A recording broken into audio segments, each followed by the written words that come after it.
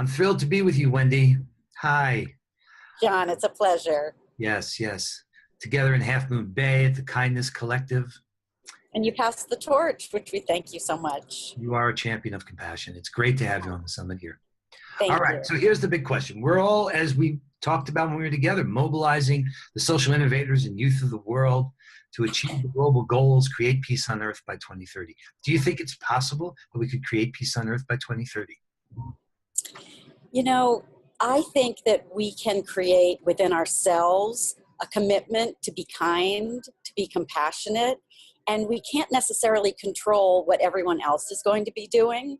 So from the very beginning of time, there's been wars, there's been competition, there's been trouble. Is that ever going to go away? Is human nature, is that part of human nature? And I say yes. So can we actually have peace? But peace within ourselves, peace with other people that we're in relationship with, building peace within education and politics. Yes, we can make great strides. And we can say that our world has gotten more peaceful, more compassionate, more kind. Can it ever be obliterated? I don't think so. Yeah, okay. Well, what's in the way? What's in the way? You know, I think there's a basic wanting for our own self that sometimes we think that if we give away that we have less. And so there's a piece that until we all actually experience that that's not so, that we live in that realm. And it's the wanting more for ourselves, and how that creates separation between people, and how it creates me and mine, which creates more separation. So that's just a little bit of, I think, what sometimes gets in the way. All right, could you imagine if there's any way for us to get past that?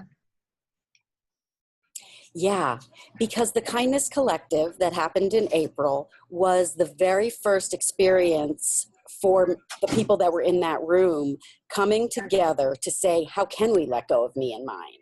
And I think what was so interesting about it is that we didn't focus on our own projects. What we focused on was the bigger vision of kindness. And so people were more apt to share and not have anything. There was no limitations in terms of, if I share, I'll have less. There was a complete acceptance to let's share and see what happens. But what's interesting is it's because we weren't coming from a place of what's in it for me. We were coming from a place of what's in it for the bigger picture. So can I imagine that that's possible? Yeah, for the people that are up for that, for sure. Cool. All right, so Wendy, why are you doing this? What do you you personally want to contribute to making all this possible and this world kinder? Oh, okay, what's the answer to that one?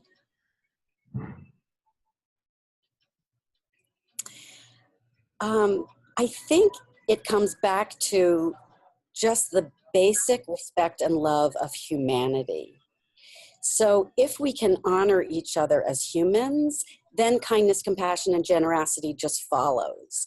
So it's just a tragedy that we have these levels, that you're more powerful, that you're less than, when we're all these perfect human beings. And so much of what happens is that it's a tragic childhood, or it's that incident that happened 25 years ago where you got shamed, and then forevermore your self-worth and all of that. We lose so much of the beauty of ourselves. So why do it's so tragic to me that human beings do not treat each other as equal human beings. And so I guess I'm just a stand for intentional kindness actually puts us all more on a level playing field and allows our lives to be just so much more meaningful. And it's the give and take, the receiving of kindness and the giving of kindness. And I think kindness, it's the one thing we can count on: kindness, compassion, peace. If you do an act of kindness, compassion, or peace, you have just made the world a kinder, compassionate, more generous, more caring place. There's no way you can do an act and not have it be that. So like, thank God there's something that we can count on. Oh, Wow. That yeah. was symbolic. That was the moment there. Wow. It actually was like a gong, I like know. a, I love that. that Wow. was beautiful. Awesome. Now, what is the Kindness Collective? What can you guys contribute to making all this happen? Well, I think if we can be a unified national voice, we can come globally, not only as an example of what's possible, but also as a force.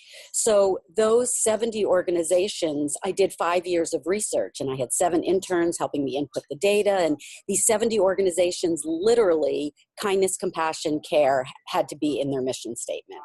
And the 70 organizations have a social media reach of 24 million people. So, like, that's what's possible. So if our kindness collective can be a force and a strong force for change and for good and for collaboration, then we come even stronger as a unit to the global picture. Fabulous. Fabulous. Awesome. What a great project. What a great initiative. So is there any other insights or strategies or anything you want to share for how we're going to pull this all off together? Yeah. I mean, I think we stand for so much of what you stand for, which is collaboration is the key, and the cross promoting and the sharing. And you don't lose anything by doing that. And so you're all standing for something so big and so beautiful. And the Kindness Evolution and Kindness Collective, we're ready to take a part in it all too. Yeah. Fabulous. Wendy, you Yeah. are amazing. Yeah. Congratulations.